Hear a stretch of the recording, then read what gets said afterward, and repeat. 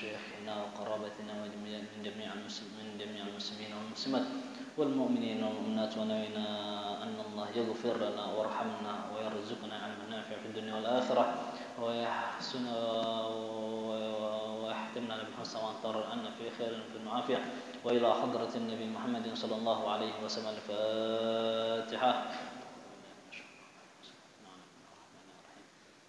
مالك يوم الدين، إياك نعبد وإياك نستعين.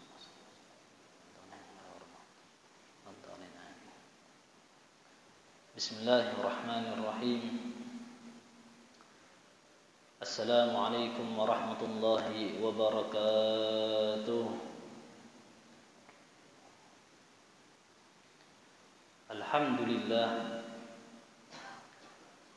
لله مكرمنا بأنوار الإيمان والإسلام وبأنوار المحمدية، ونصلي ونسلم على سيدنا محمد وعلى آله وأصحابه ومن سار في طريقته ومنهاجه، وعلى آبائه وإخوانه من الأنبياء والمرسلين، وعلى آلهم وصحبهم أجمعين والملائكة المقربين وجميع عباد الله الصالحين، وعلينا ما هم فيهم برحمتك يا أرحم الراحمين يا أرحم الراحمين. أما بعد. Yang ulun muliakan para habaib, para zuriatnya Rasulullah sallallahu alaihi wasallam yang dimanapun mereka berada, dan juga para alim ulama, para orang-orang yang mengikuti jejak langkahnya Nabi besar Muhammad sallallahu alaihi wasallam, dan juga para orang tua kita, para tokoh-tokoh masyarakat dan hadirin hadirat yang dimuliakan Allah Subhanahu wa taala. Selalu kita bersyukur kepada Allah Subhanahu wa taala karena Allah mengumpulkan kita di kebanyakan nikmat.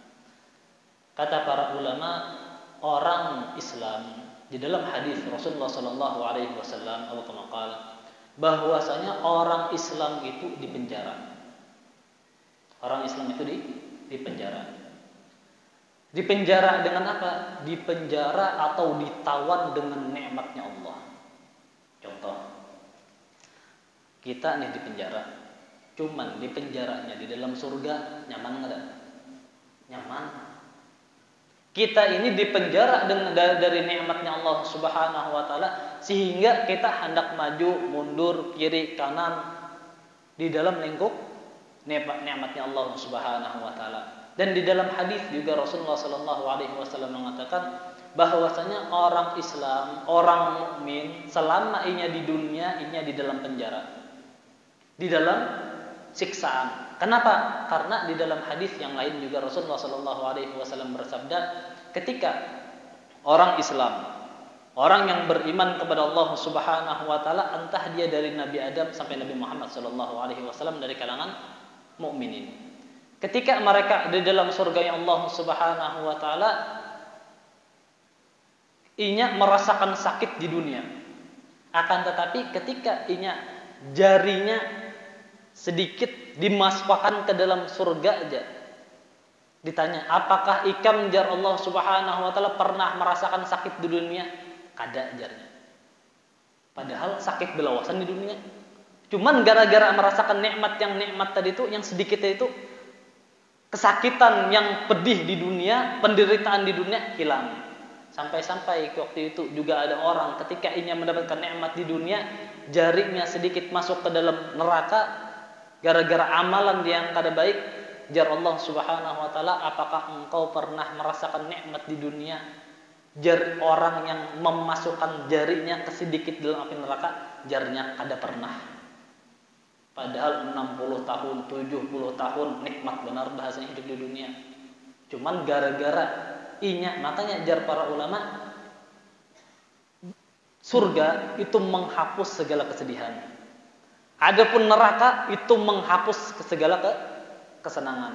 Nah, alhamdulillah kita berkumpul di sini, yang mana Rasulullah sallallahu alaihi wasallam bersabda, "Man shalla bardain dakhalal jannah." Barang siapa yang dia salat di waktu dua dingin, jar para ulama muhaddisin mengatakan dua dingin ini maksudnya salat subuh dan salat asar. Dakhalal jannah, maka orang tadi masuk surga. Kenapa? Karena dua waktu ini dua yang paling sulit. Contoh, orang begawi, amun sembahyang zuhur itu gampang.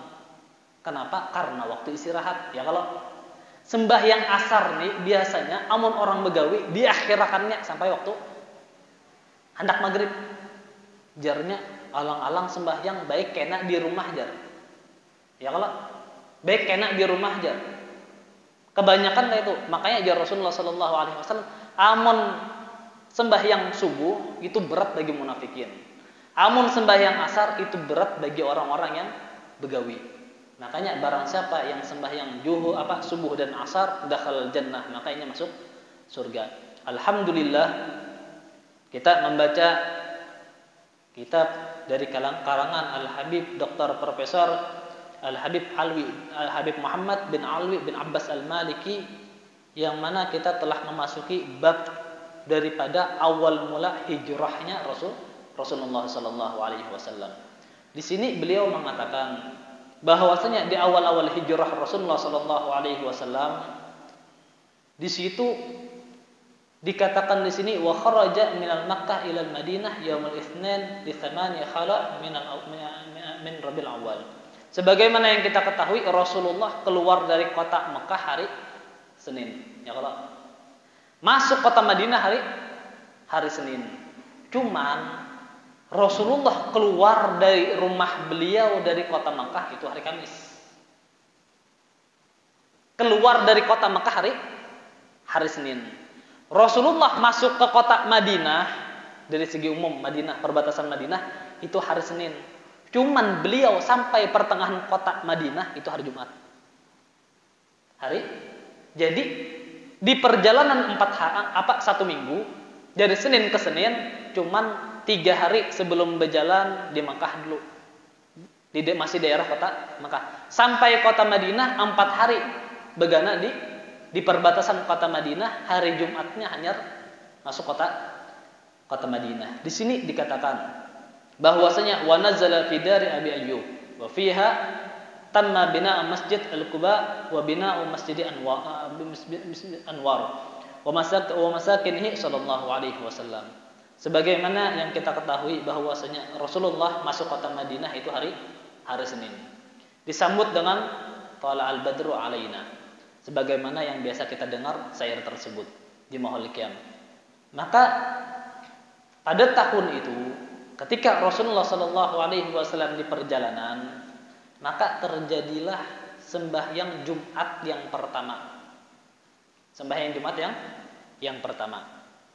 Jadi ketika Rasulullah sallallahu alaihi wasallam berada di perbatasan kota Madinah, itu Rasulullah bahasanya tuh santai di situ. Atau biasanya dinamakan dengan Masjid Quba.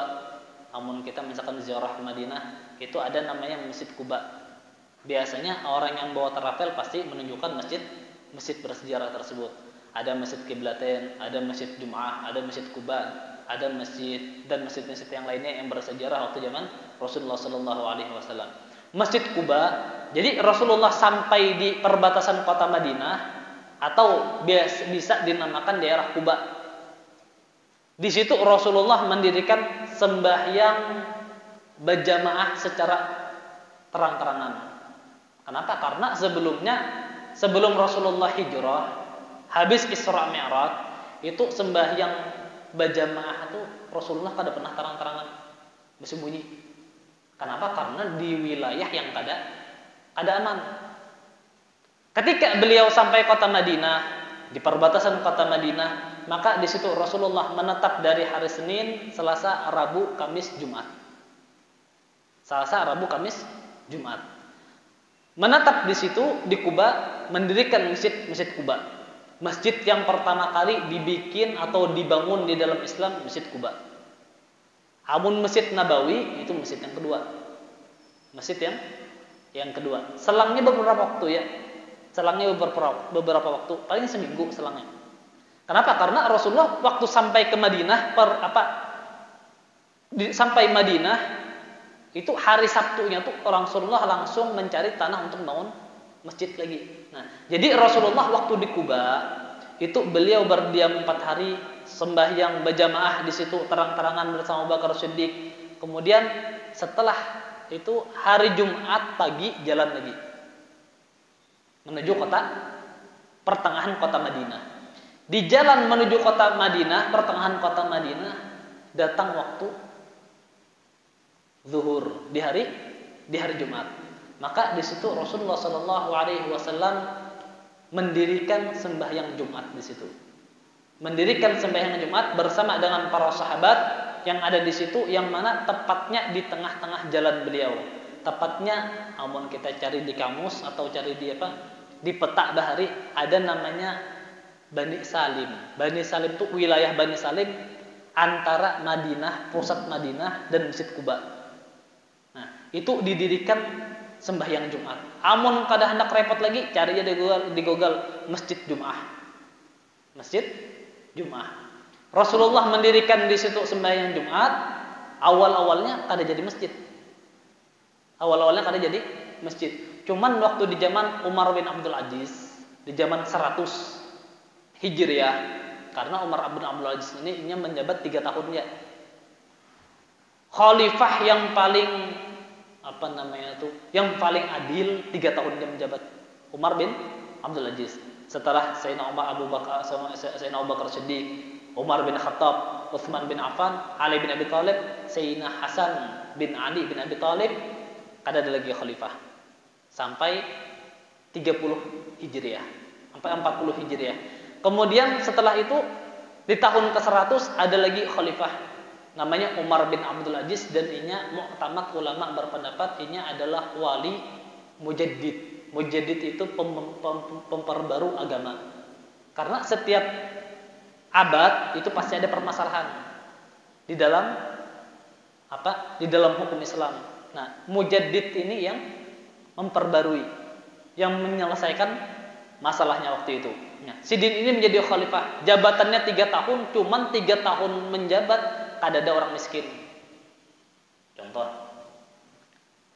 kan biasanya kan menjabat tuh kan di mana-mana negara aja 5 tahun. Cuman Sidin 3 tahun menjabat, orang miskin tuh kada ada. Bahasanya di jalan ada tercecer emas ya, kada ada orang anak ngambil. Kenapa? Berduit berat kan? Sistemnya apa? Sistemnya beliau itu orang yang berzakat didatangi Sidin karena ada tugas-tugas mengambil zakat. Didatangi beliau, orang yang berzakat tadi harus dimasukkan ke Baitul Mal. Hanya pemerintah yang membagi, dan membaginya pemerintah tersebut kada membagi 10 orang, 20 orang. Contoh berzakat berapa? 10 juta. Yang dibagi berapa?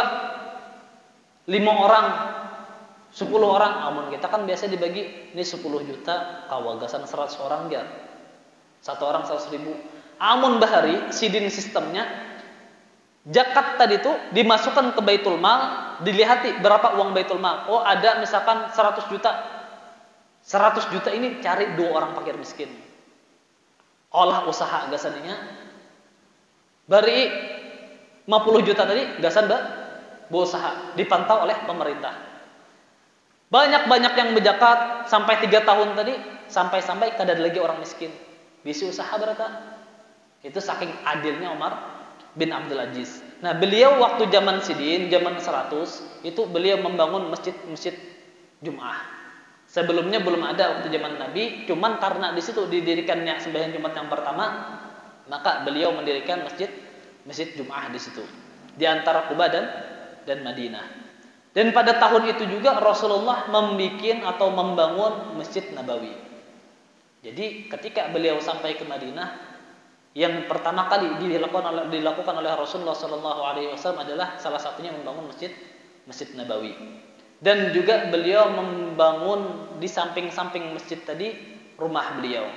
Wa fiha tammatil muakhah 'alal haqqi wal muasah wat tawarus bainal muhajir wal ansar. Nah, waktu zaman Nabi, karena dahulu itu antara qabilah dengan qabilah atau ras dengan ras, kelompok dengan kelompok itu berbeda derajatnya. Contoh, ikam kelompok mana? Amun wah ini kan ada Bin Laden lah, kan Bin Laden itu qabilah. Ada Houthi lah, ya ini perang kan bahasanya antara Syiah itu qabilah juga. Nah, qabilah antara qabilah itu kadang bermusuh-musuhan. Dari Kemudian ketika datang Rasulullah Shallallahu Alaihi Wasallam, maka Rasulullah menyatukan antara qabilah dengan qabilah. Dalam artian apa? Kadada lagi di situ qabilah tetap berlaku, cuman antara qabilah dengan qabilah disaudarakan oleh Rasulullah. Sampai-sampai persaudaraannya tuh, contoh ulun lawan pian. Kita saudara, saudaranya itu menjadikan warisan ulun, om ulun meninggal, pian mendapatkan warisan. Saking kuatnya persaudaraan. Amun kita kan kadang anak angkat kada dapat waris ya.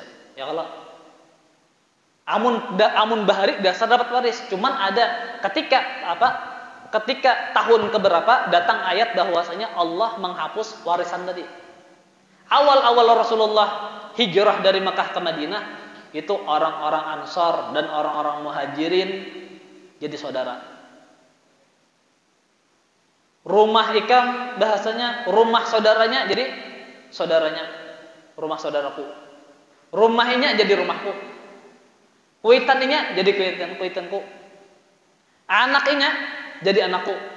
Cuman aun bini tetap aja bininya lah bahasanya lah, jangan biniku juga bahasanya. Nah, cuman di situ waktu zaman Rasulullah sampai-sampai saking kuatnya persaudaraan, ada orang-orang dari kalangan Ansor atau kalangan Muhajirin. Kalangan Muhajirin atau penduduk Madinah asli, di situ ada yang bininya 2, 3. Disaudarakan oleh Rasulullah. Ketika disaudarakan, yang saudara tadi kada bisi bini, ya wahai biniku, ujarnya, kita sudah disaudarakan oleh Rasulullah. Ikam ku talak jar. Ikam ku talak. Habis iddahnya disuruh kawin lawan saudaranya tadi. Itu saking eratnya hubungan persaudaraan antara kaum Muhajirin dan kaum Ansar. Akan tetapi Jarsidin di sini ketika turun wa kanu kadzalik ila an nazala ba'da Badrin, kemudian Jarsidin berlalu sampai 3 tahun. Berlalu sampai 3 tahun sampai datangnya atau terjadinya perang Badar. Setelah terjadi perang Badar, Allah Subhanahu wa taala menurunkan ayat wa ulul arhami ba'dhum aula bi ba'din.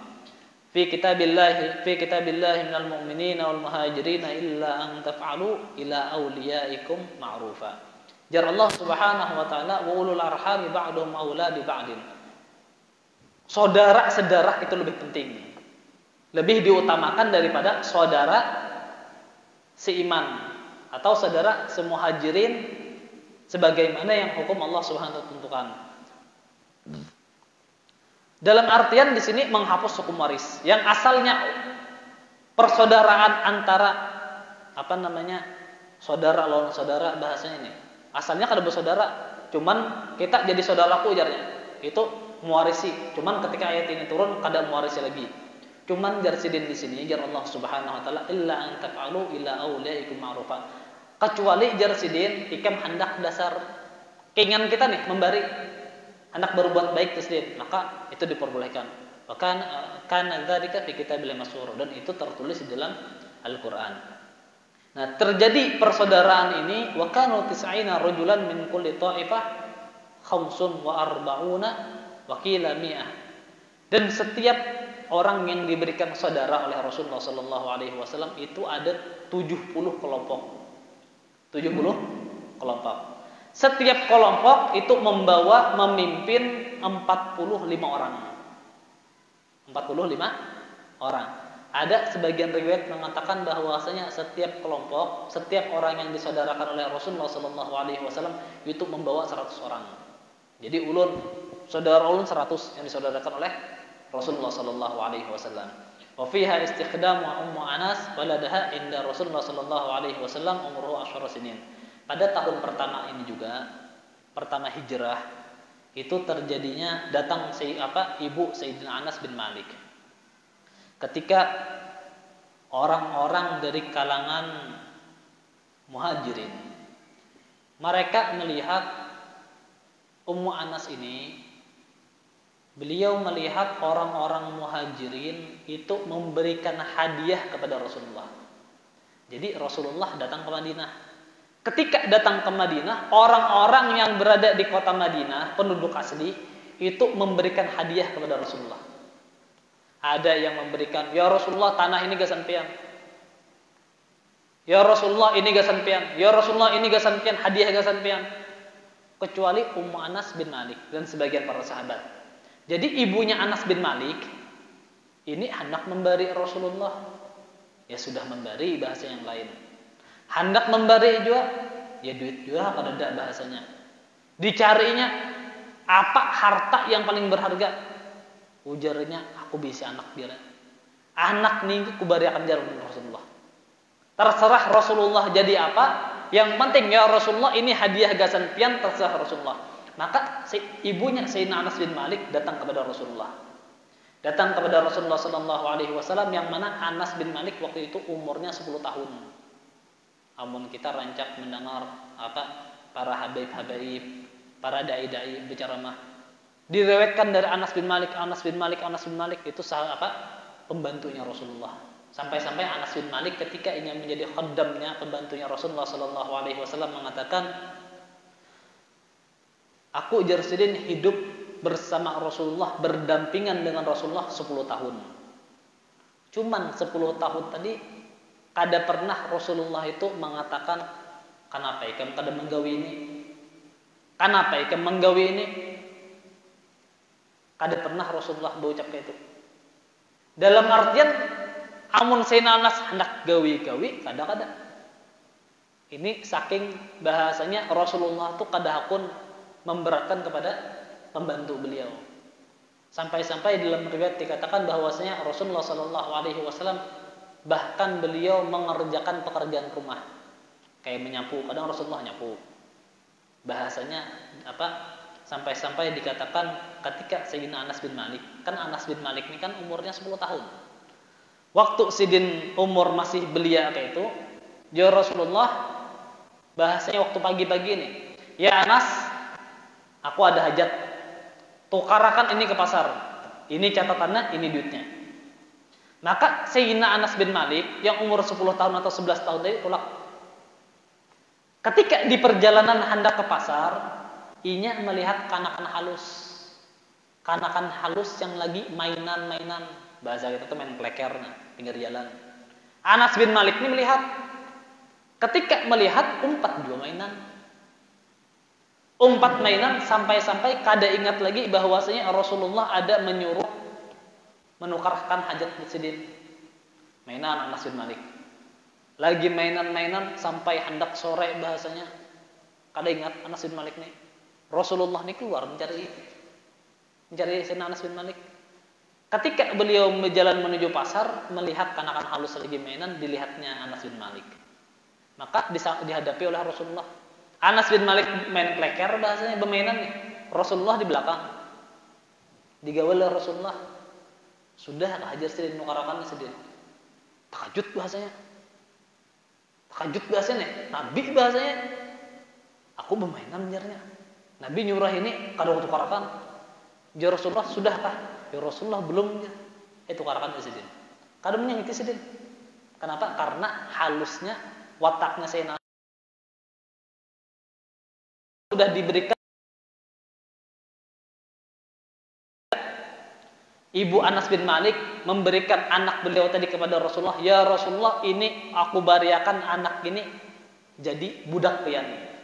Ya Rasulullah, Pak, kada aku nak menjadikan budak. Ya Rasulullah, amun kita hadiah gasan pian, terserah pian gasan apa? Ya Rasulullah sallallahu alaihi wasallam, ayo sidin. Inya hidup bersamaku ujar sidin, berkhidmat lawat Nabi besar Muhammad sallallahu alaihi wasallam. Wa fiha ju'ilat salatul hadar 4 rakaat.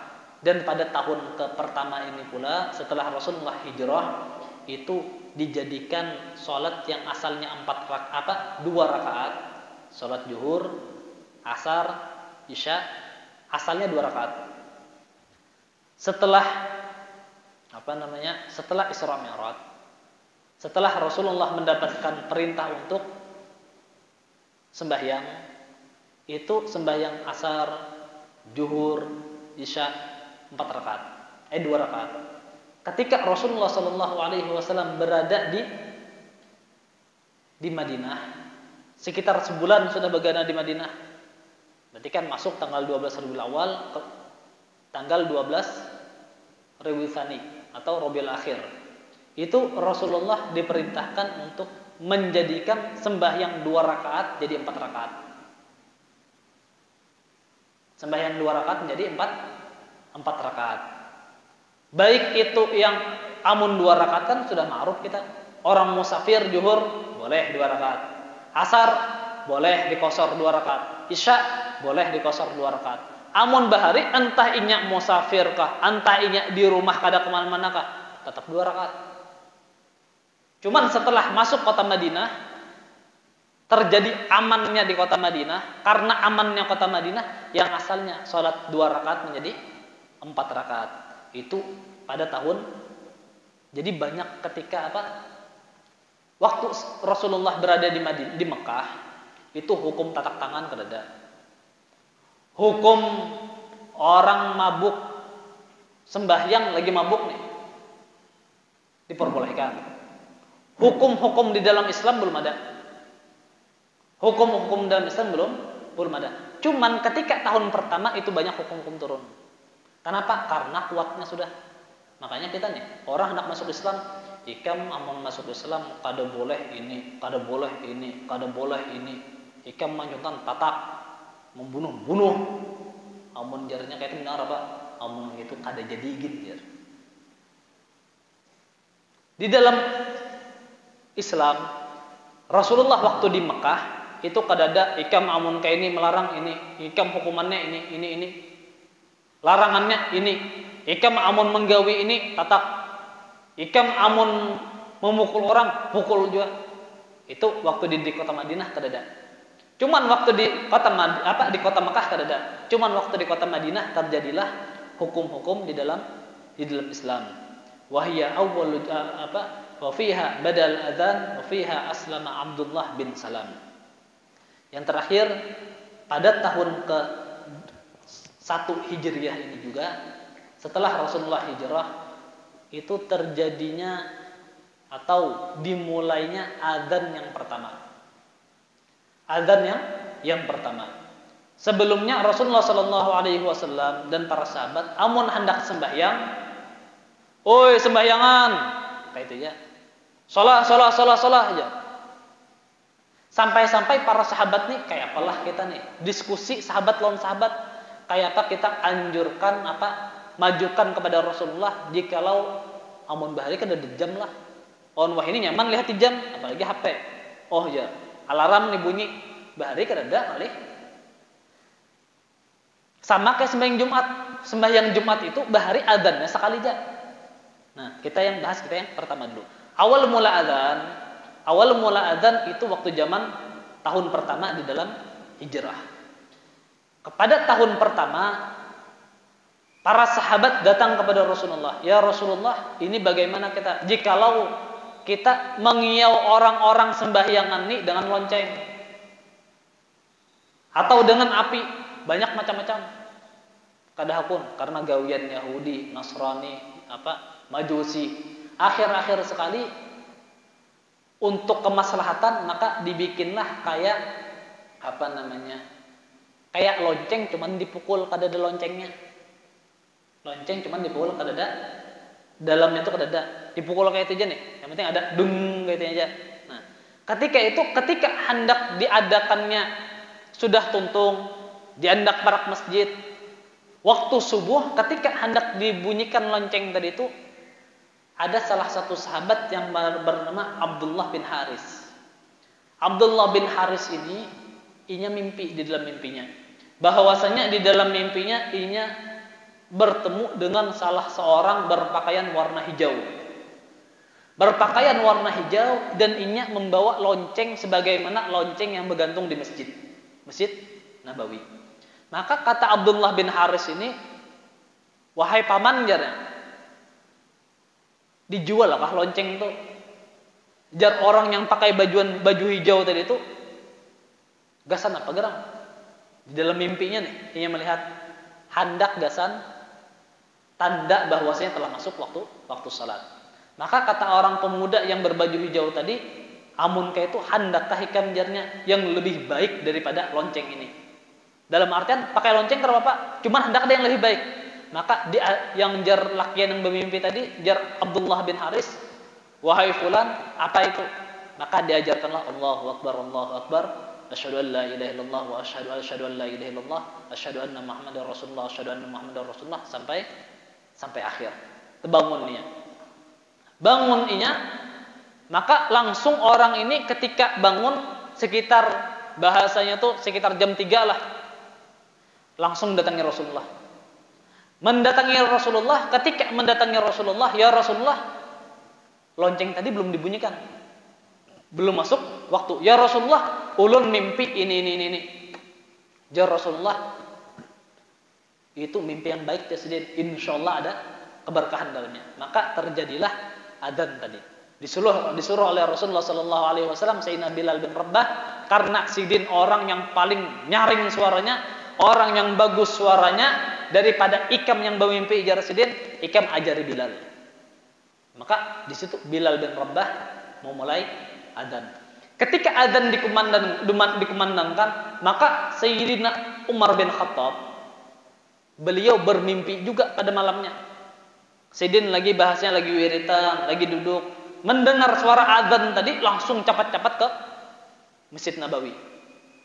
Namun kita kan nyaman berduhulu karena sudah ada jam. Ini apa?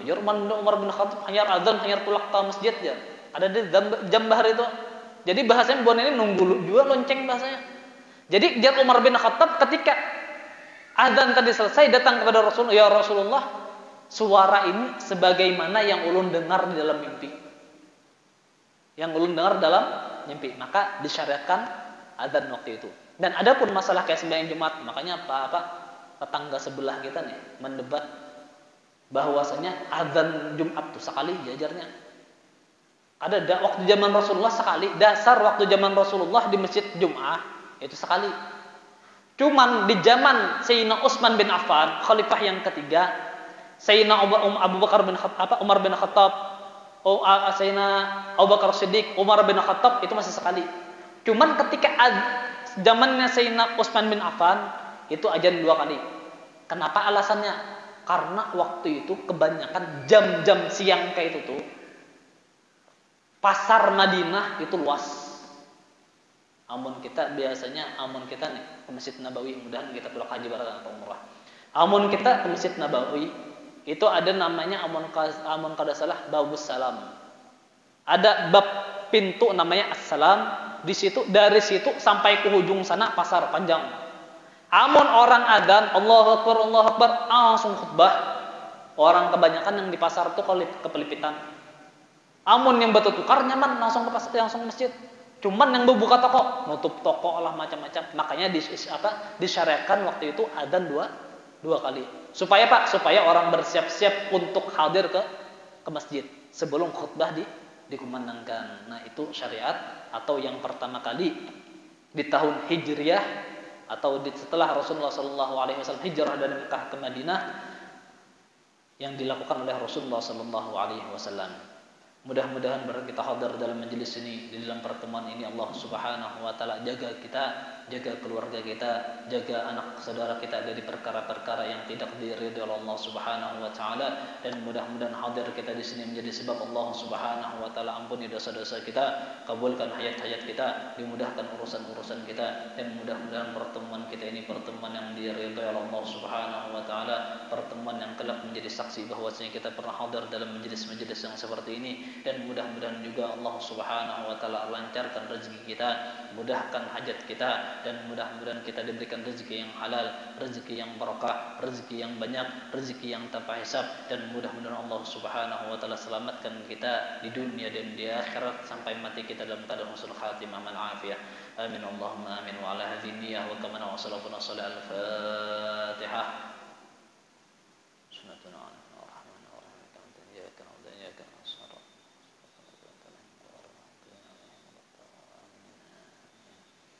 آمين آمين يا الله. بسم الله الرحمن الرحيم. الحمد لله رب العالمين، والصلاة والسلام على سيدنا محمد في الأولين، وصلى وسلم على سيدنا محمد في الآخرين، وصلى وسلم على سيدنا محمد في الملأ الأعلى إلى يوم الدين، وصلى وسلم على سيدنا محمد وعلى آله وصحبه أجمعين.